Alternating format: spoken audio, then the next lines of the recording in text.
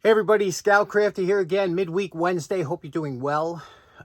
We got a great show planned today. Wanted to start off with a comment from my good buddy Paul Hurst. Had mentioned, he says, I always see you working in the same small part of your shop, and I do. I have the whole basement as my shop, but it's funny, you have kind of areas that you find yourself to be the most creative, or you do the best work. And in that little area over there where I stand, that to me is my most enjoyable place. And I used to do a lot of work on those, you see those those washing machine and dryer over there. I used to do a lot of good work there. It's so funny how that is. It's where you're inspired to come down and you do work. And it's really important when you're building a shop or you're making a new shop. There's a couple things that are of super important. The first thing is, for me, climate control. You can't be sweating and you can't be freezing in your shop. Or me, I'm not going to want to go down there if the climate isn't comfortable. So you have to have some sort of climate control. That's why I enjoy a basement shop.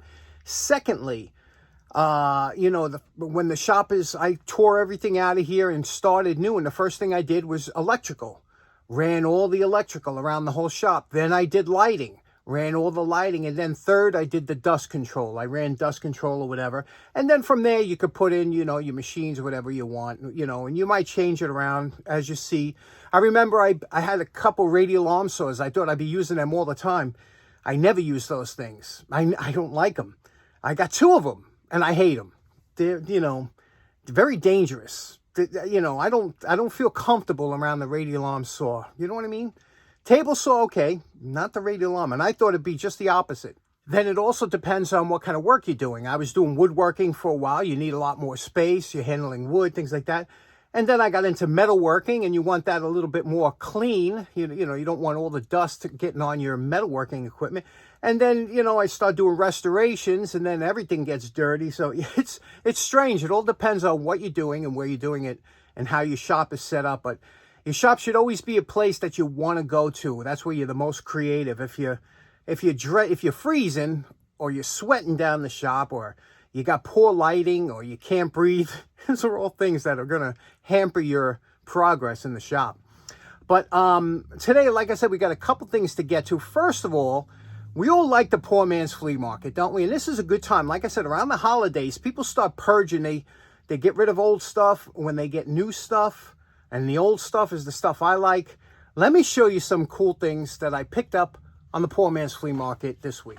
Okay, before we get to our next segment, there's a quick disclaimer. I do know there's a difference between cement and concrete. However, here in the city of New York, we always use the term cement. So do not freak out in the next segment. Okay, I was on my walk and, I found these two items and I said, these are the kind of items. First of all, I don't have one of these, and I have about 4 of these. These small shovels are great. I used to use these all the time in Scouts. I love entrenching tools, but I like solid ones better than the folding. Anything that folds is weakened by design. And these small shovels are fantastic. And this one here, it's not in bad shape. And I said, I wonder if we could bring this back. Just because that's what we like to do here. And I used to love to make with these the Dakota fire pit. If you guys in the know what that is. But that's a great thing to have. And then this here. This is a mixer. A lot of times this is used for gypsum, things like that. It's heavy duty. I mean, this is not a joke. This isn't like a cheap one. This is a heavy duty one. You can tell by the steel that it's made from. It's a hexagon shaft, which you could put it onto your drill, and this would mix up your drywall, gypsum, or your cement, which this person obviously used it for. Now, the cement is obviously dried on here. You say, well, and that's why they threw it out. But you sit here, and I looked at this, I said, it's a shame because it can be cleaned out. And a funny story, when I drove the bus, I had a guy one time, he was a Mexican guy, great guy. And he used to ride my bus all the time. And I asked him one time, I said, what do you do? He goes, I do odd jobs, things like that. But he was telling me that job that he recently did, he said he had to go in a cement truck. Now, cement trucks, right? They're always moving. They're always sloshing. And I always wondered, how do they clean out those cement trucks? Well, that's what this guy's specialty was. there's a hatch on a cement truck, and many times, sometimes the cement truck, if it breaks down or something like that, that cement dries in the truck, and you can't just throw it out. You know, you can't just put a new hopper or barrel or whatever they call that thing on the back of a cement truck. You gotta, he would go in there with a jackhammer and chip out all the cement. Plus, he said they have to do that every so often. I never knew that. And so that, I was thinking to myself, that has to be a tough job, right? Can you imagine ear protection, like what it must sound like in there with a jackhammer inside? But he said, and you know, the breathing, the dust, he would go in there, clean out that whole inside. They would shovel it out and then whatever, and it was clean.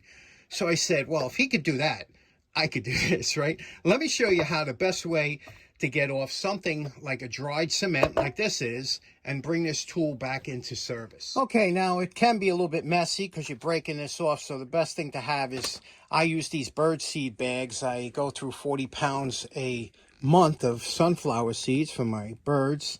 So I get a lot of these and just cut them open. They make great cloths or coveralls for your shop table or your workbench. And I'm using a piece of railroad track as a kind of an anvil.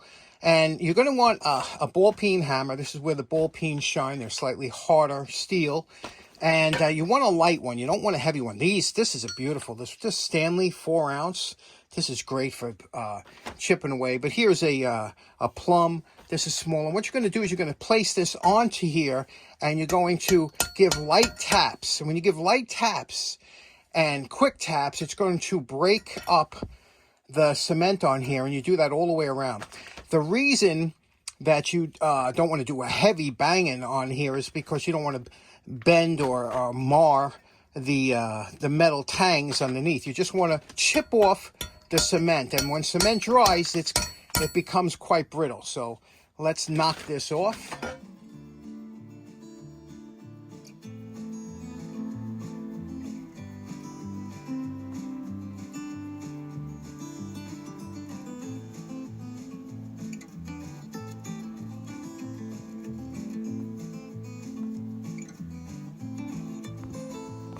Okay, that only took about 10 minutes, but you can see here what we knocked off of there, just using the hammers and the railroad track. And just now what you have to do is you have to run your hand over it to feel, because a lot of times it's hard to see. The cement gets on there, thin coat.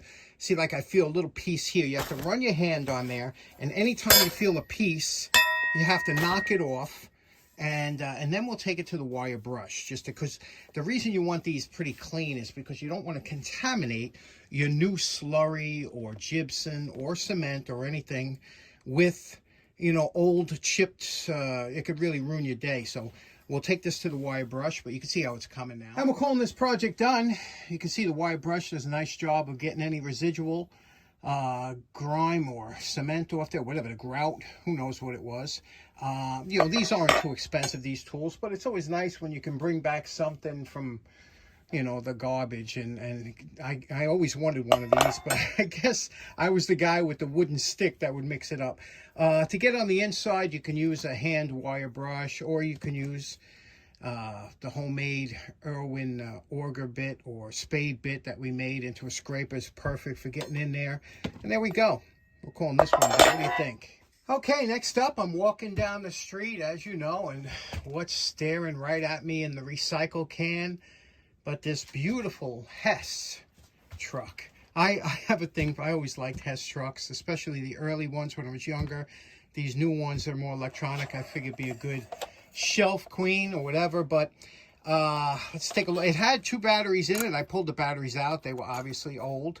But and then what I did is when I pulled the batteries out, I put it on top of my furnace for a couple days because it was out in the rain or whatever, and I wanted to dry it out. I don't know if it works or not, but just as a showpiece, I'm going to clean it up a little bit.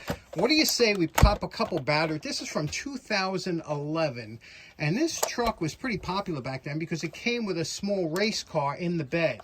And then there was a little ramp here that when you pulled the ramp down, the car could come out. It was very interesting. It didn't have the car with it. But I love these things. And this one's nice, right? Let me put the batteries in. I got 2 C batteries and see if it works or if anything works. Okay, the batteries are in here. Remember, this was out in the rain. It was out in the God knows, right? Let's try it out. Batteries are in.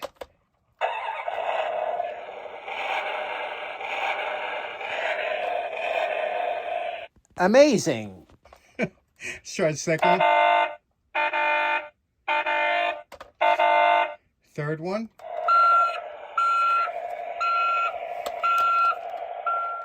It's amazing, huh? All these things. And there's it with the silent. All the lights still work. Just amazing. How is, you know, when we were kids, right?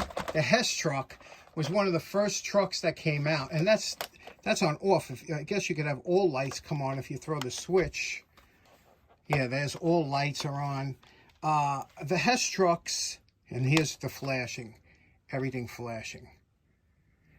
Were the first vehicles I remember that had that were really big on the lights, the parking lights. And I remember on Christmas getting my early Hess truck at the time, and I remember seeing that at night. It was a tractor trailer, you know which one, and you know, playing with it. So let's clean this up. To clean this up, what are we going to use? We're going to use Plastex. Anytime you have plastic, we'll use Plastex. We got a little dirt over there.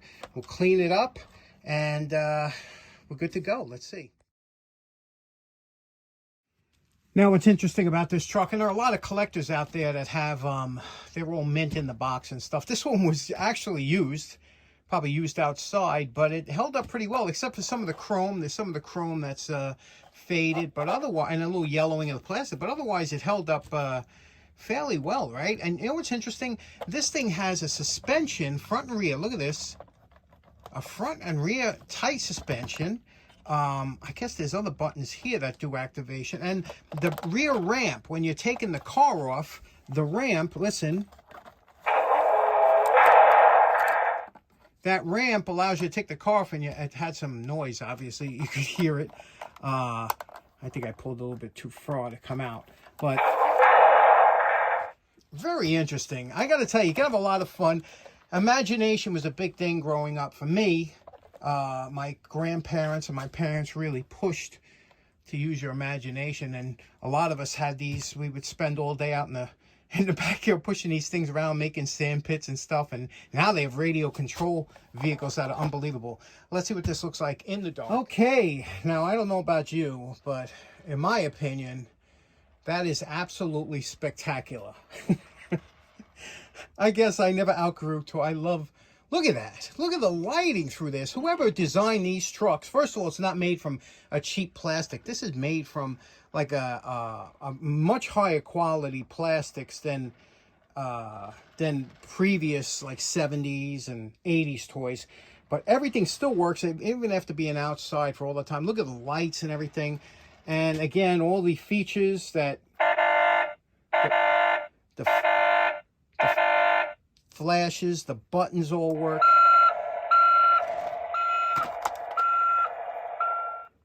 Absolutely spectacular. I don't know if these have these buttons on the side. No, they're not. Anyway, what do you think? Pretty interesting, huh? What a beauty. Found in the trash. Okay, so in closing, kind of a short one today because of the holiday. I know a lot of you are busy, have a lot of things going on. Some of you are going to be traveling. It's a kind of a heavy-duty travel day. And also, if you're not in the United States and you don't celebrate Thanksgiving, we invite you to join in because it's a great holiday, and everybody's got something to be thankful for here, especially now. So hope you have a great holiday. We'll see you again on Friday, day after Black Friday. Take care now. Bye-bye.